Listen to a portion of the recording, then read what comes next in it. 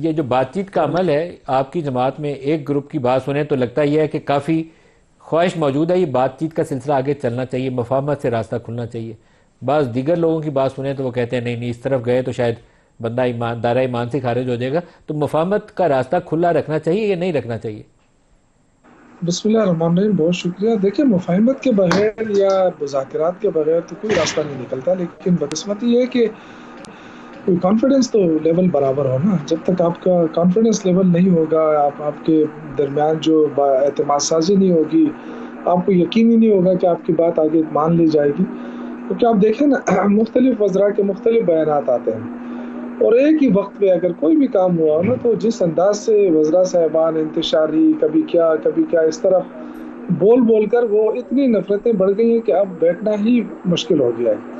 تو دونوں طرف سے یہ چیزیں ہوتی ہیں، لیکن حکومت پر زیادہ ذمہ داری عائد ہوتی ہے جب وہ معاملات کو درستگی کی طرف لے جانا چاہتے ہیں، کیونکہ ایک وقت میں یہاں پہ اپوزیشن ہمارے ساتھ بھی تھی، 9 سال میرے حوالے بھی تھی، میں اپوزیشن کو ڈیل کرتا تھا، تو بہت ساری چیزیں ان کے ناجائز بھی چیزیں ہوتی تھی، پھر بھی ہم سی ایم کو منوا لیتے کہ ٹھیک ہے جی، خیر ہے، یہ چیز اگر ہم مان لیں تو باقی چیزیں یہ مانتے ہیں۔ لیکن یہاں پہ ایسی کوئی چیز نہیں۔ آپ دیکھیں رانا صلی اللہ صاحب بیٹھے، لیکن کے علاوہ جتنے بھی ہیں، آپ مثال میں دے سکتا ہوں، تارڑ صاحب، آپ ان کو 5 منٹ دے دیں تو آپ کہیں کہ ان کے ساتھ تو میں چائے بھی نہیں پی لوں۔ تو یہ کیوں اس طرح حالات پیدا کرنے کی کوشش ہو رہی ہے؟ اگر یہ گورنمنٹ سنجیدہ ہوتی تو پھر اپنے وزراء کو سمجھا دیتی کہ آپ کو ایسا نہیں کرنا ہے، لیکن ایسا نہیں ہو رہا ہے بالکل۔ اب تو دونوں طرف سے شوکت صاحب، کافی جو امریکہ سے جو ٹیم آئی نومبر 2024 میں بھی، اور ابھی بھی 10 دن پہلے بھی وہ پاکستان سے ہو کر گئے، 4-5 لوگ آئے ہوئے تھے، ڈاکٹر عثمان تھے، ڈاکٹر منیر تھے، وہ ایک سائرہ بلال ہیں وہ تھی، تنویر صاحب تھے، تو یہ پروسیس کیا ہے؟ اس کے اوپر روشنی ڈالیے۔ دیکھیے، یہ کوئی پارٹی کی طرف سے سچ ایسی کوئی وہ نہیں ہے، یہ وہاں جو ورسز پاکستانی ہے، ان کی اپنی کوششیں ہیں، جو بھی کر رہے ہیں وہ وہی کر رہے ہیں، اس سے پارٹی کا کوئی تعلق نہیں ہے، نہ پارٹی نے ان کو ریکویسٹ کی ہے، نہ پارٹی سے ان کو کوئی اس طرح کا کوئی وہ ہے۔ وہ اپنے طور پہ، کیونکہ کنسرن تو ہے پاکستانیوں کی ملک کے حوالے سے، کیونکہ اس وقت جو حکومت چل رہی ہے عوام تو پریشان ہے۔ حکومت تو سر کہ جی مہنگائی ختم ہو گئی اور یہ ہو گیا وہ، لیکن مہنگائی تو ہے، بہت سارے پرابلم آ رہے ہیں۔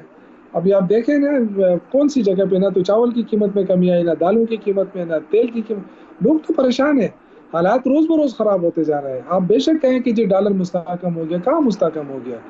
آپ دیکھیں کہ آپ کی جو ایکسپورٹ ہے وہ گرتی جا رہی ہے، آپ کے کپاس ہی اس دفعہ پوری نہیں ہوئی، اور آپ کے جو اناج ہے وہ بھی آپ کا پورا نہیں ہو رہا، وہ بھی آپ کو باہر سے منگوانا پڑے گا۔ غلط فیصلے ہوئے، چینی آپ نے ایکسپورٹ کر دیا، اس کے بعد آپ امپورٹ کی طرف جا رہے ہیں، اور آپ کے 100 پتہ نہیں جو 170 لوگ 180 امریکہ سے کے آئے ہوئے قریب۔ تھے شوکت صاحب، بات سائٹ پہ جی نکل گئی ہے، اس میں عاطف خان بھی تھے، وزیر اعظم کے ایڈوائزر بھی رہے ہیں، تو یہ بڑے انفلوئنشل پاکستانی تھے، اور پی ٹی آئی کے قریب ہیں، یہ سارے لوگ پی ٹی آئی سے وابستہ ہیں۔ نہیں، میں یہ کہہ رہا ہوں کہ ان کی ذاتی کوششیں ہو سکتی ہیں، اس کا پارٹی کے ساتھ یہ نہیں کہ پارٹی نے کوئی ارینج کیا ہے کہ جی آپ آ جائیں اور یہ کریں۔ لیکن ایک چیز میں آپ کو بتاؤں، کوششیں چاہے کچھ بھی ہو لیں، عمران خان کمپرومائز تو نہیں کرے گا، وہ تو تھرو عدالتی سسٹم ہی اب باہر آئے گا۔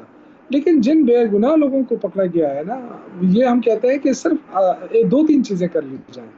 ایک تو پارلیمنٹ کی بالادستی ہو جائے اس ملک میں، جمہوریت بحال ہو جائے، اور دوسرا جو ہیومن رائٹس کی وائلیشن ہو رہی ہے مسلسل، جیسے آج اڈیالہ جیل کے سامنے سے پھر لوگوں کو اٹھا لیا گیا، یہ چیزیں ختم ہو جائیں تو، اور جو عدالتی فیصلے ان کو تسلیم کرنا شروع کر دے گورنمنٹ۔ اب خود حکومت وائلیشن کر رہی ہے، عدالتی نظام کو ہی نہیں مان رہی ہے۔ کتنی دفعہ ہمارے لوگوں نے کام ملنا چاہتے ہیں خان صاحب کے ساتھ، تھرو کورٹ آرڈر کے بھی نہیں چھوڑا گیا۔ ایک عام سا بیوروکریٹ وہاں بیٹھا ہوا ہے، وہ کہتا ہے نہیں مل سکتے آپ، تو کیا بگاڑ لیا؟ کسی عدالت نے کیا کر لیا؟ کسی جیل اس کے حکام کے ساتھ کچھ بھی نہیں کر سکتی۔ اچھا،